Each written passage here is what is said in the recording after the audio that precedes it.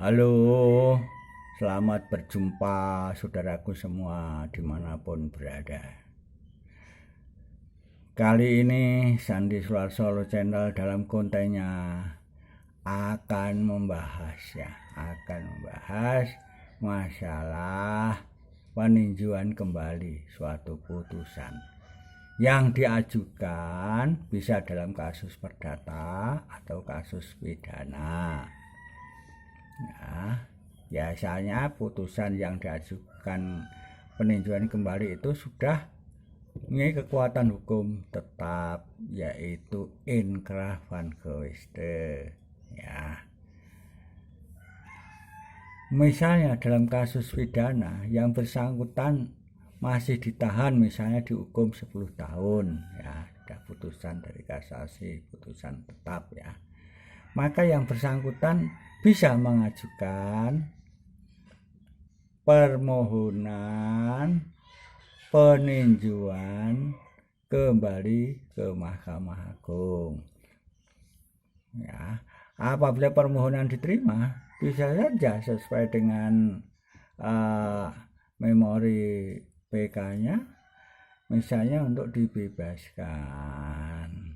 Ya, dianggap ini kasusnya yang telah diputuskan itu terpidana tidak bersalah. Maka setelah permohonan itu dikabulkan, maka yang bersangkutan terpidana itu biasanya kemudian dikeluarkan dari tahanan, bebas, ya, itu. Nah, di dalam kasus perdata, yaitu putusan kasasi, relasinya sudah disampaikan penggugat dan tergugat atau pengacaranya.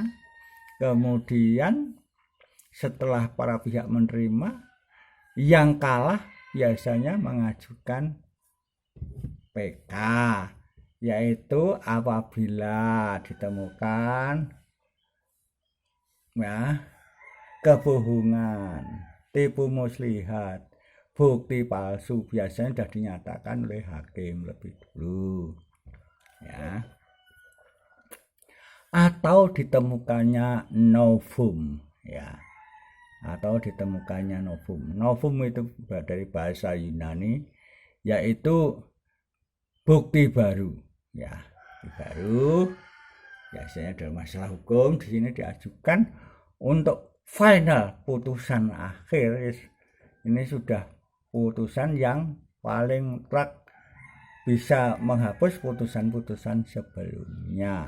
Dianggap tidak punya, bukan dianggap lagi, udah tidak punya legal standing, tidak punya alasan atau dasar hukum lagi untuk mengurus sesuai putusan yang inkrah sebelumnya. Jadi kalah dengan putusan kasasi, misalnya putusan perdata, ya. Misalnya putusan yang menang sebelumnya mengurus masalah tanah, sertifikat, mengurus macam-macam hak-hak yang lain, setelah keluar PK, maka yang dulunya menang, ya, sekarang keluar PK dia kalah, ya. Permohonan yang kalah itu diterima, maka jadi menang. Maka yang menang sebelumnya tidak punya legal standing, tidak punya dasar hukum lagi untuk menggunakan putusan itu, dianggap tidak ada, ya, dianggap tidak ada. Biasanya yang menang memberitahukan kepada instansi-instansi yang terkait, atau bisa juga kalau dalam suatu sidang sebelumnya putusan PK itu sudah ada, namun diajukan tidak dipertimbangkan dan terjadi kekhilafan, bisa diajukan permohonan PK di pengadilan, entah itu pengadilan tata usaha negara, pengadilan pidana, atau pengadilan perdata. Selanjutnya, ya,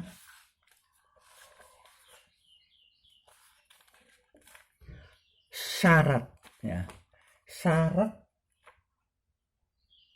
untuk mengajukan permohonan peninjauan kembali, ya, ini diajukan di pengadilan yang dulu tingkat pertama itu disidangkan, pengadilan negeri setempat, yaitu dengan syarat-syarat adalah sebagai berikut, yaitu yang pertama, yang bersangkutan yang mengajukan permohonan PK ini udah dapat rilas pemberitahuan putusan dari Mahkamah Agung, yaitu putusan kasasi.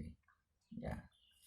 Kemudian yang kedua, surat kuasa bila ada lawyer atau pengacaranya, harus ada surat kuasanya ya sebagai bukti untuk pendaftaran sebagai kuasa hukum pengajuan peninjauan kembali di pengadilan negeri setempat.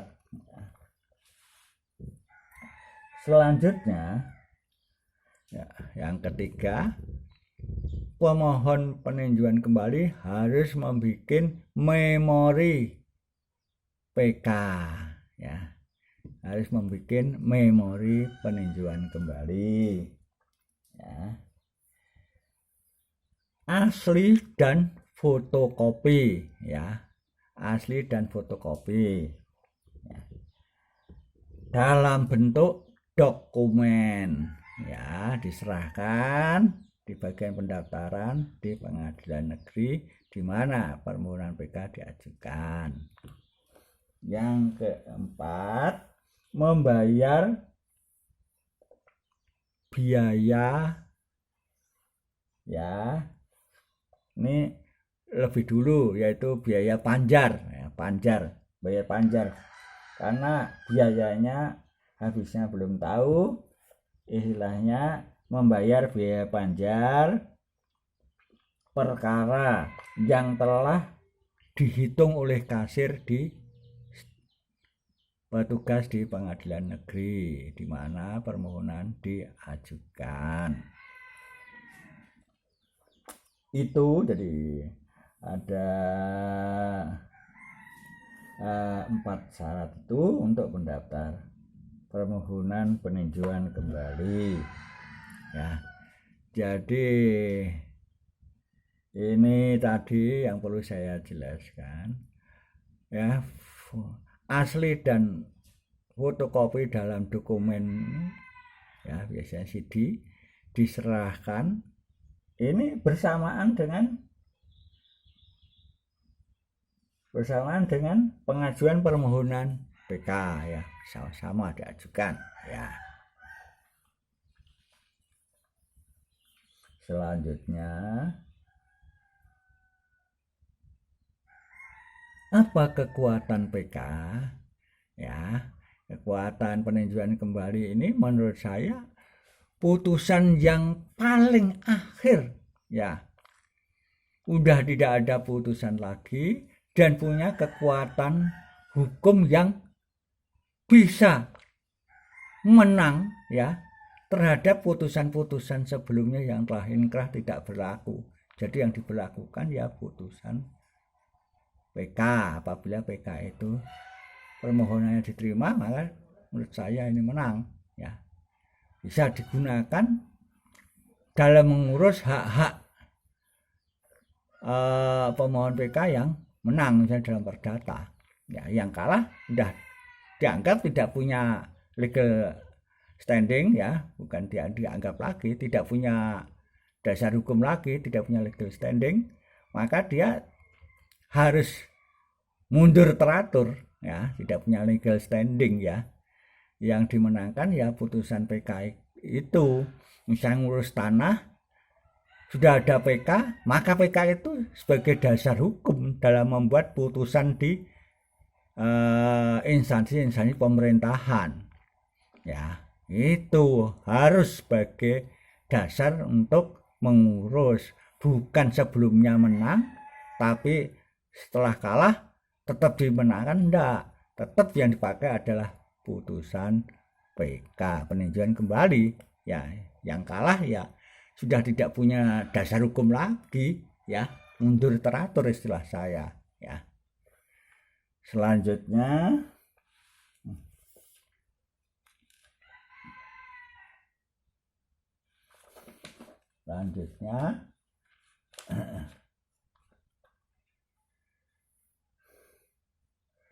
berapa selang waktu atau batas waktu mengajukan PK atau peninjauan kembali, ya, yaitu dalam waktu 180 hari sesudah putusan pengadilan mempunyai kekuatan hukum tetap, ya, atau 180 hari setelah ditemukan, ya, ditemukan bukti baru atau novum, ya. Namun setelah ditemukan novum itu, yang bersangkutan biasanya melalui kuasa hukumnya memberitahukan kepada ketua pengadilan setempat bahwa ditemukan novum. Kemudian pengadilan akan mengagendakan acara sidang untuk menyumpah yang menemukan novum itu beserta saksi dan bukti-buktinya, ya. Biasanya di sini dalam sidang ini adalah hakim majelis, ya, hakim majelis, ya, untuk menyidangkan penyumpahan itu, ya, untuk menyidangkan penyumpahan itu hakim majelis. Setelah nanti dalam persidangan sudah selesai, maka hakim membuat berita acara tentang penyumpahan itu, saksi-saksi dan bukti-buktinya. Berita acara setelah dibikin, kemudian berita acara itu dikirim ke Mahkamah Agung, ya, melalui kurir dari pengadilan negeri di mana disidangkan penyumpahan itu, dikirim langsung ke Mahkamah Agung. Lah, setelah Mahkamah Agung menerima, mengagendakan sidang. Karena seluruh Indonesia berpuncak pada Mahkamah Agung peninjauan kembali, kasus misalnya perdatanya menumpuk, ya sesuai urutan. Ya, biasanya kalau kasusnya longgar ya kurang lebih 1 tahun sudah ada putusan PK. Namun kalau kasusnya banyak ya mungkin bisa lebih dari 1 tahun, ya. Karena seluruh Indonesia, ya, banyak kasus, ya, yang perlu diselesaikan. Nah, kemudian setelah putusan PK, ya, permohonannya bisa diterima, bisa ditolak, ya. Nanti putusan PK itu akan disampaikan para pihak melalui pengadilan setempat, ya, akan diberitahukan pada para pihak, ya. Jadi putusan PK ini sudah selesai, sudah final, ya. Tidak ada PK yang kedua, ya. Kemudian yang perlu saya jelaskan, ditemukannya novum tadi. Novum itu apa? Novum adalah bukti baru yang ditemukan pemohon PK, ya, temukan bahwa pada waktu yang bersangkutan pemohon PK itu disidangkan, bukti itu belum ditemukan, ya, belum ditemukan dan tidak diajukan dalam persidangan. Bukan bukti itu baru setelah sidang baru dibuat, itu bukan novum. Jadi novum itu sudah ada waktu perkara itu disidangkan, sudah ada, namun belum ditemukan. Itu namanya novum, bukti baru. Ini bisa dijadikan alasan untuk mengajukan PK, tapi harus disidangkan di pengadilan, ya, dengan bukti dan saksi-saksinya ditemukannya novum itu, ya. Demikian saudara-saudara sekalian, semoga bermanfaat apa yang saya sampaikan.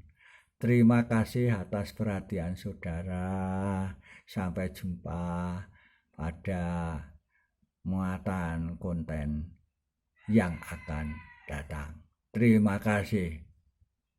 See you again.